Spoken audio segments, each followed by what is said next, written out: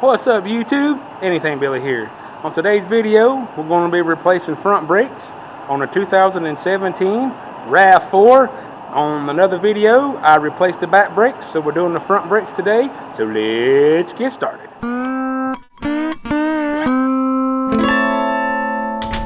So like on other videos, the first thing you want to do is take the brake reservoir cap off and put a rag over it. That way no dust or debris will get inside of it. That way when you push in the pistons, the air is easier to escape. On this particular vehicle, if you remember, it does have the hubcaps I have to take off.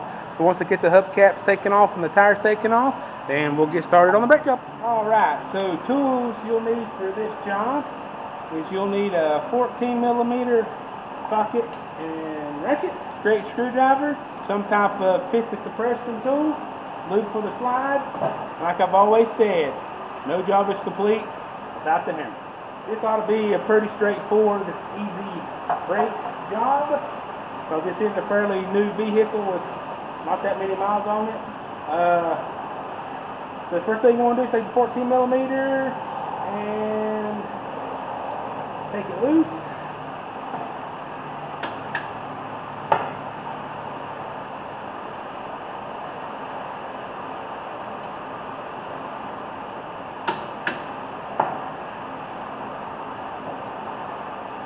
This being a new vehicle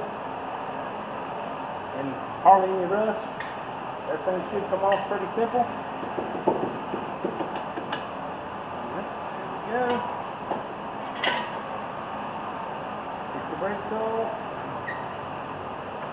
It's very important to notice where these squillers are at, because in the new hardware pack they come with new ones and you got to install these on your own.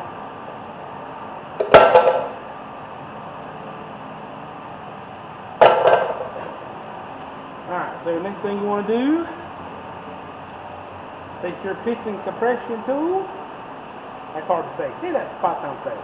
Piston compression tool, piston compression tool. Anyway, push in the piston.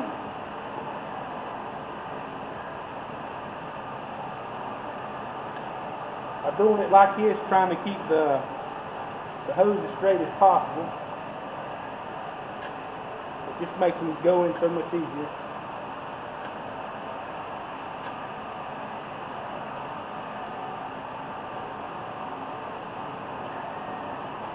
Alright.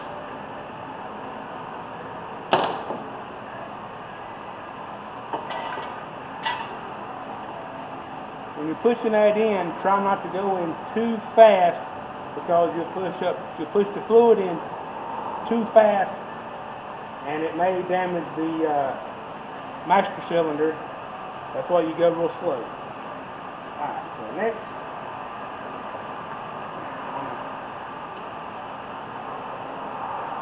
take the slides out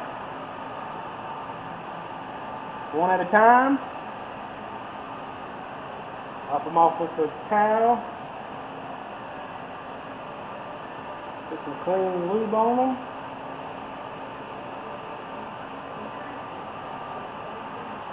That's in there. Okay. Well, it's a little stiff.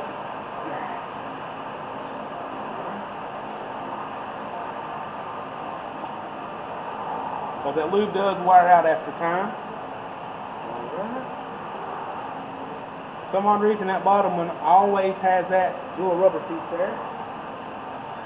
That's why I always say take them out one at a time so you don't get them confused on where they go.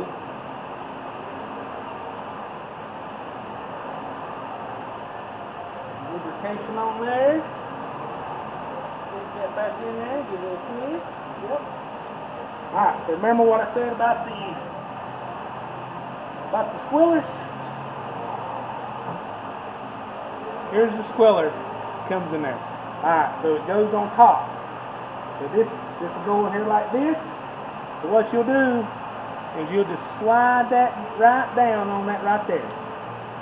That way, when you put it up on there, the bulk is outside and there's a squiller, so it'll squill on so it'll rub up against the rotor whenever it's time to change brakes, so you don't have to buy a rotor.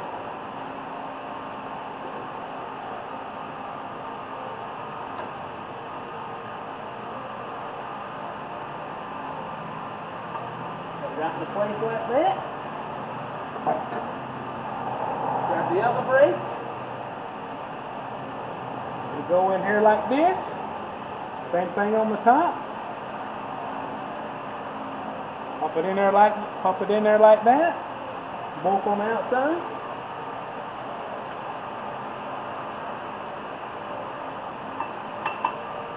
Slide it in there like so. Grab the caliper.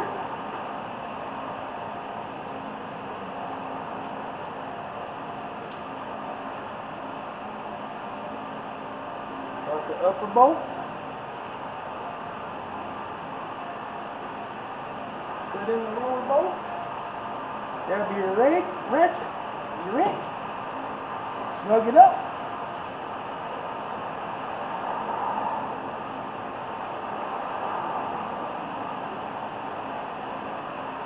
There you go. The passenger side is done. Now we'll move on to the driver's side. We've made over here to the driver's side. Unfortunately, my regular flashlight is dead, so the lighting will be non-existent, but you do it the same way. 14 millimeter, break the bolts loose, take it out, push in the caliper, take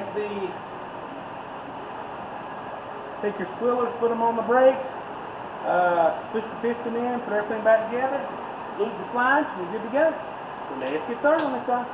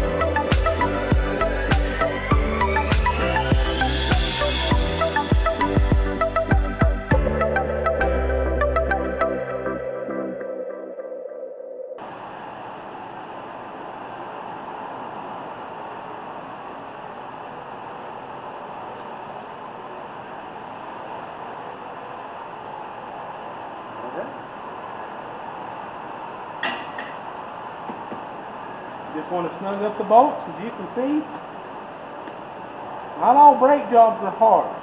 This one is one of the easy ones. Most of your newer cars for the first time are pretty easy, so that didn't take us very long at all. So after you get the brakes put back on, you want to make sure you put your brake reservoir cap back on. These just push on there pretty easy. Make sure the brake fluid is full. Well, it's a little over full, but when you pump the brakes up, it will go down to where the max is going to be. So now the only thing left to do is to put the wheels and tires on there and take it for a test drive if there's anything.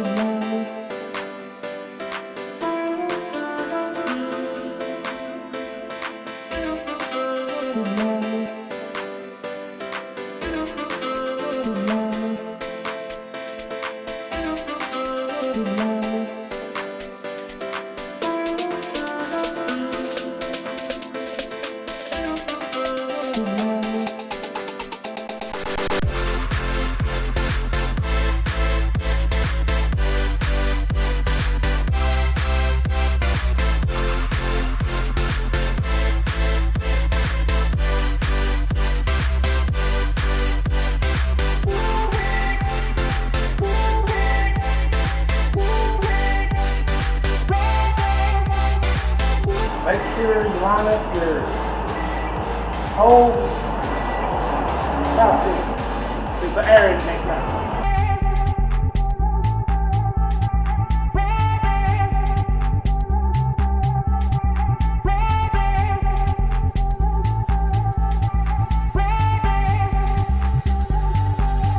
Alright YouTube, going to add a new feature to this video. It's called the drive along for the test drive. So first thing you want to do is you want to get in the car, make sure you pump up your brakes. That way you got a pedal.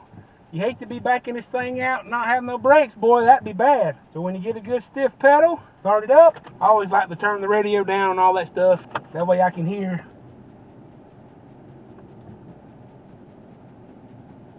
As we back out, just kind of tap on the brakes a little bit.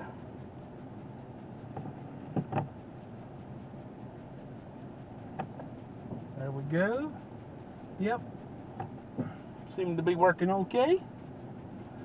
So what I'm going to do here is when you take these things for a test drive, you want to listen for any noise, squealing, thumping, anything like that, just to make sure the brakes hasn't shifted. Okay, and then you want to, when you go down the road and you're hitting your brakes, you want to make sure you feel for, see if you feel any vibration in the steering wheel or while you're going down the highway. Always make sure you use traffic laws. So, I have a little track that I go on here. So, get her up here to speed, which is 35 on this road. So far I don't feel any kind of vibrations or hear any noises, so we'll slow down now. So far so good. They put this new four-way intersection down here and this thing is about weird. So I guess I'm going. Yeah, I don't like it. You don't know who goes first. So as you can see, the speed limit is 45, so we'll get up to 45 miles an hour. If we hear any noises or feel any vibrations. So far, nothing. Everything seems to be running smooth. Now, a lot of this noise is coming from the road. They need to pave it. Yep, hit the brakes. Don't hear any squealing. Don't feel any vibration. Now you don't want to slam the brakes on. You don't want to ride the brakes because then you'll mess them up. But you do want to go down a highway and like every now and again, easy press on them. Make sure they're going to seat right. Nothing's going to fly apart going down a highway. You don't want that. You know, while you test drive it, listen for other things. You might can tell the customer. Like if you hear a wheel bearing roar, or if you feel a vibration, it might be a tire out of balance, or a warped rotor. But so far, everything's been pretty smooth on this. Well, I want to thank everybody for watching this part of the video. If you like my videos, give me a thumbs up. And if you want to see more of my videos, please subscribe to the channel. I would love to be able to bring you more videos of me changing brakes, maybe doing other stuff as well. Just let me know in the comment sections how you like to ride along.